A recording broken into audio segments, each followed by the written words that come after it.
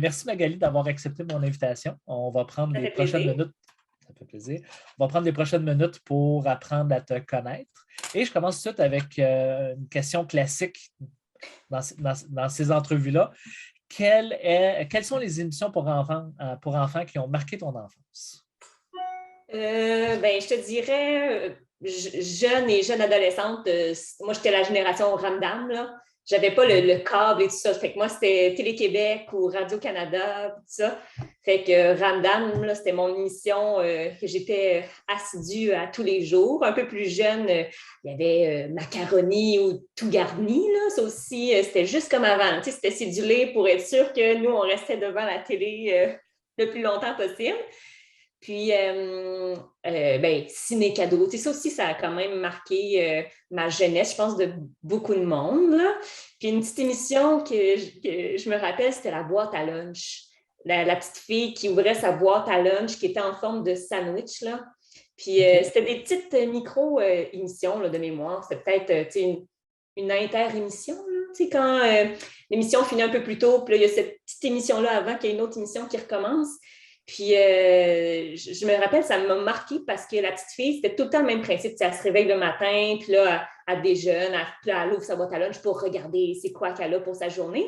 Puis, moi, ça me traumatisait quand j'étais jeune parce qu'elle se brossait les dents avant d'aller déjeuner. Puis, je ne comprenais pas ça, ce principe-là. Je suis sûre qu'il y a plein de monde qui font ça, mais chez nous, on se brosse les dents après avoir déjeuné. Et là, à chaque fois, moi, je ne comprenais pas pourquoi elle faisait ça. Puis on dirait que c'est ce que je me rappelle de l'émission. Puis je me rappelle, c'était cool avec sa boîte à lunch qui était comme un peu magique là, à l'époque. Mais sinon, c'était les classiques. Là, mais des petits épisodes de Spirou ou de Marsupilami qui jouait à la fin de semaine, des choses comme ça. Là, mais donc, la grosse émission, là, c'était Ramdam, là, que j'ai comme tout écouté. Oui, exactement. Et ça, c'était Magali enfant. Maintenant, Magali adulte, elle fait quoi comme métier? Bien, moi, je suis podiatre, donc je m'occupe de la santé des pieds. C'est ma profession. On est encore quand même un peu méconnu là, au Québec. Des fois, les gens, ben, ils nous confondent avec pédiatre, par exemple, avec les enfants. Ou ils ne savent pas trop qu'est-ce qu'on fait. On se fait beaucoup poser les questions. Là, même les gens qui viennent en clinique, des fois, ils nous posent des questions. Mais faites-vous ça aussi ou telle affaire. Puis, dans le fond, c'est assez facile. On fait tout ce qui a un lien avec le pied. Fait autant des trucs plus de dermatologie, des ongles incarnés, des verrues plantaires, des choses comme ça. Mais on fait des problèmes de posture, les pieds plats, les pieds qui sont vraiment arqués.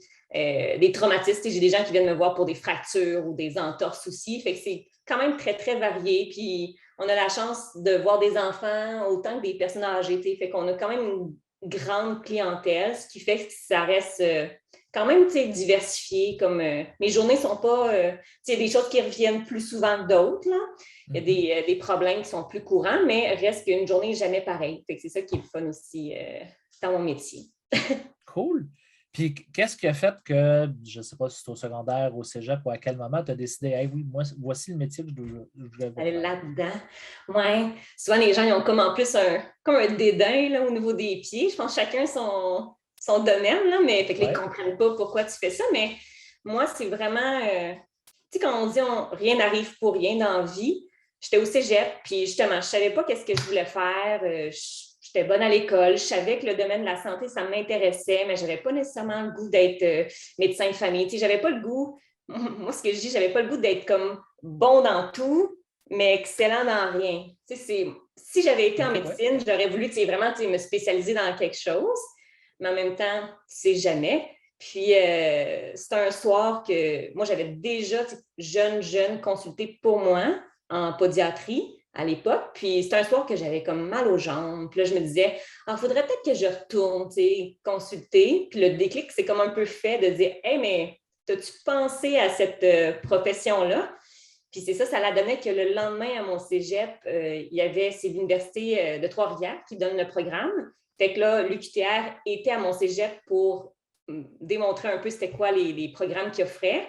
Fait que bon, j'ai été jasée avec la dame qui était là à l'époque. Puis de fil en aiguille, ben, j'ai fait mes petites recherches, j'ai fait des petits stages comme d'observation pour aller voir une demi-journée, voir ça ressemblait à quoi en vrai le métier, puis si j'aimais ça, puis ça a cliqué. Fait que c'est un peu comme ça que je suis rentrée dans ce domaine-là. Ah, cool, ben, c'est intéressant. Et comment es-tu rentré dans le merveilleux monde de l'impro? Ben, l'impro, pour moi, ça a commencé au secondaire.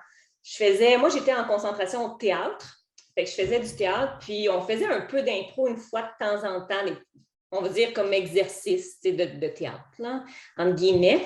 Puis j'aimais vraiment ça. Puis je ne sais pas si j'étais en 3e ou 4e année du secondaire, mais avec mes amis, on a décidé de partir une équipe d'impro. Il n'y en avait pas à notre école secondaire. Fait que ça a vraiment commencé comme ça. Fait que c'est sûr qu'on tripait, mais on était tous nos amis ensemble en même temps. On n'avait pas grand public, là, je te dirais.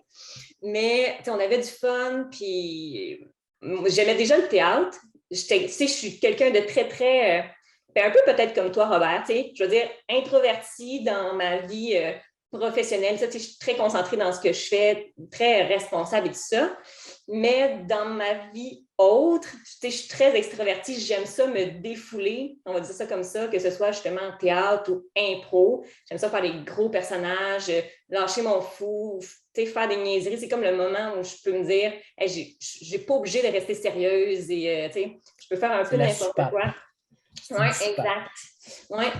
Fait que ça a été vraiment secondaire. Puis j'ai pris la mauvaise décision de ne pas faire d'impro au cégep parce que je voulais essayer de me concentrer sur mes études, comme pour avoir une bonne cotère. Puis j'ai regretté, dans le fond. Fait que quand je suis arrivée à l'université, même si je savais que je rentrais dans un gros programme qui allait me prendre beaucoup de temps, je me suis dit, gars, si tu ne le fais pas, si tu ne t'essayes pas, tu ne le feras pas dans 6 mois ou dans 1 an parce que tu vas te dire, oh non, c'est ben trop, je n'aurai jamais le temps de le faire. Fait que je me suis essayée, j'ai fait le camp de recrutement à l'Université de Trois-Rivières, dans la Luître, la Ligue universitaire d'impro de Trois-Rivières. Puis finalement, j'ai été pris. Puis ben, je suis restée là 8 ans. J'en ai fait longtemps, j'ai étiré, j'ai arbitré 1 an, puis tout ça. Fait que ça a vraiment été, surtout à l'université, que je suis vraiment plus tombée en impro, puis que là, depuis ce temps-là, j'ai pas arrêté. Après l'université, c'est ça, j'ai fait 1 an un peu à Louisville, un peu à Shawinigan, là, quand j'étais encore en Mauricie.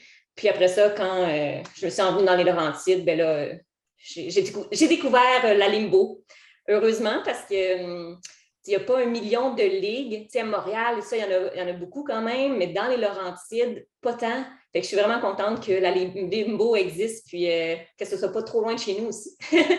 Parce que c'est pas d'impro, ou devoir faire 1h30 d'auto pour aller faire de l'impro, ben j'adore ça, puis peut-être que je le ferais, mais c'est un pensée si bien dans notre semaine que tout le monde s'est loadé, et que là, de pouvoir avoir accès comme ça à un show de qualité aussi, là, je pense que pour les gens de Boisbriand ou des environs, ben, c'est vraiment super. Je suis très contente de faire partie de la gang.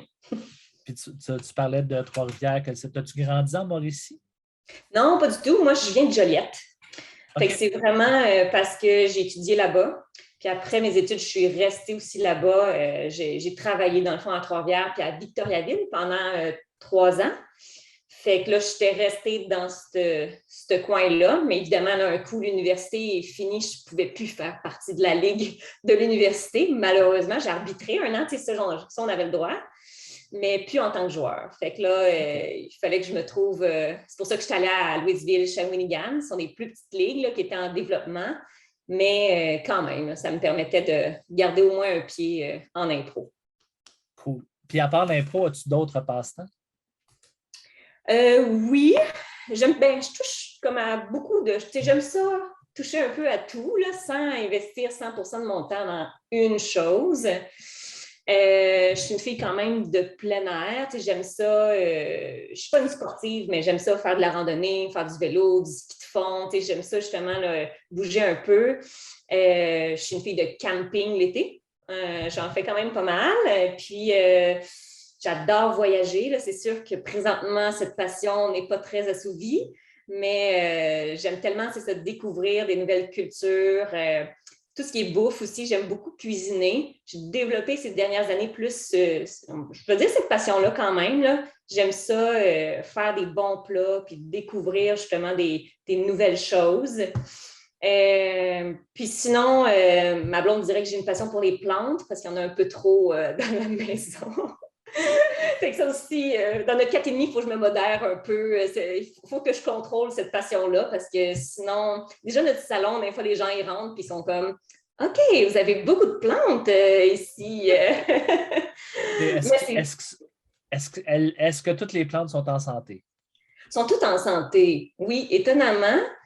Des fois, il y en a que j'ai fini par me débarrasser parce que là, j'étirais leur vie, mais j'étais peut-être mieux de les euthanasier que de les garder en si mauvais état. Mais en général, je suis quand même pas si pire pour. Okay. J'ai des plantes qui datent d'une couple d'années, là. Pas juste 3 mois, tu sais. Je comprends. Je te propose un jeu, je te donne des thèmes. Tu me parlais que tu aimais cuisiner, puis voyager, puis découvrir je veux dire je vais prendre d'autres repas, là, mais la gastronomie mondiale. Fait, je te donne des thèmes, puis j'aimerais que tu me dises quel repas pour toi représenterait ce thème-là. OK. Ta vie familiale, ça serait quel repas?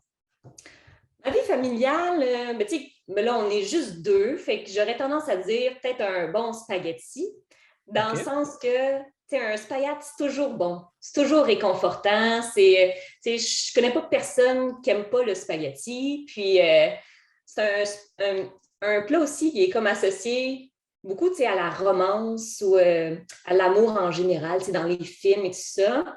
Puis, on est quand même un couple, justement, qui s'aime beaucoup. On est quand même très fusionnel. Fait que, je pense que ça décrit bien un peu notre duo, notre mixte.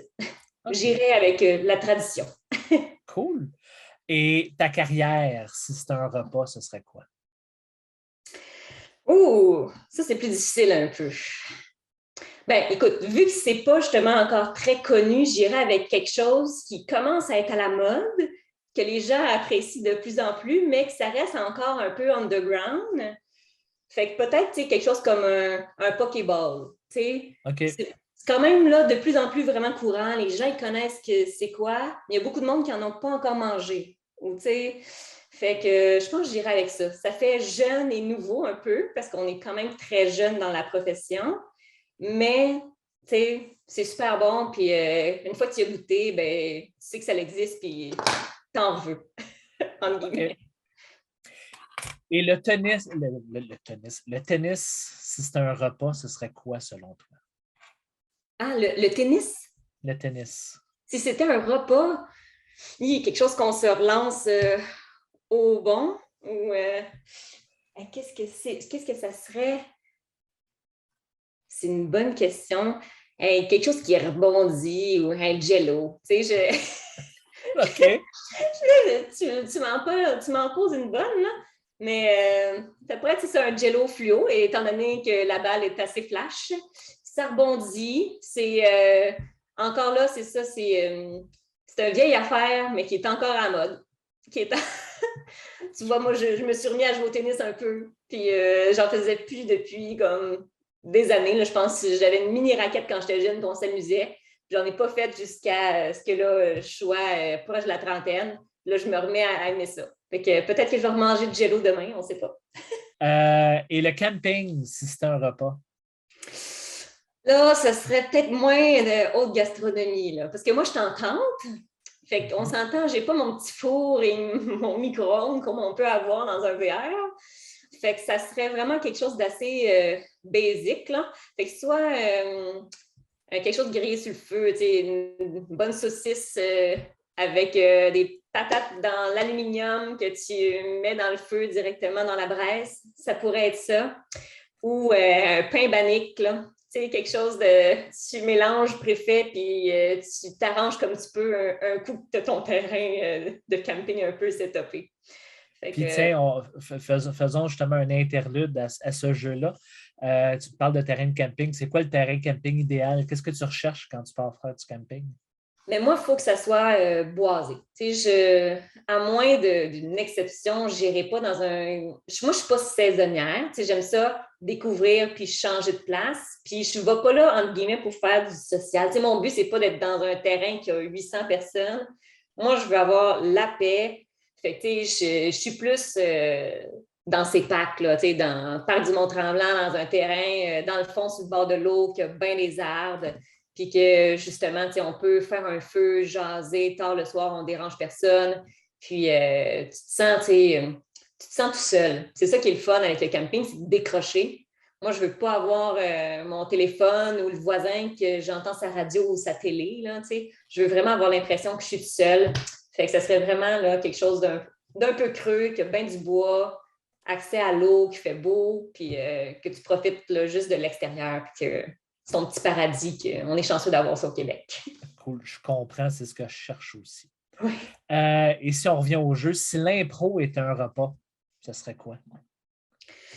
Ah, si l'impro était un repas, il faudrait que ça soit un repas, je veux dire des tapas.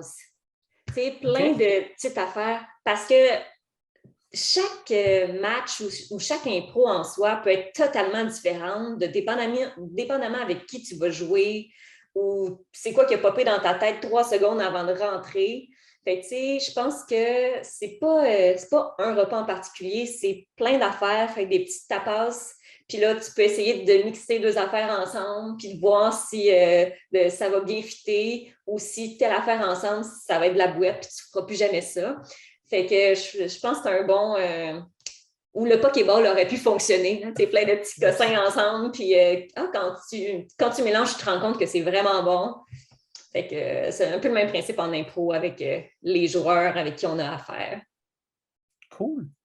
Écoute, c'est les questions que j'avais. Merci beaucoup d'y avoir répondu. Merci d'avoir joué le jeu. Si on veut te voir jouer, tu joues dans l'équipe des Mauves à la Limbo. On peut suivre le calendrier sur la page Facebook de la Limbo. Donc, merci beaucoup, Magali, d'avoir répondu à mes questions. Excellent. Bonne soirée.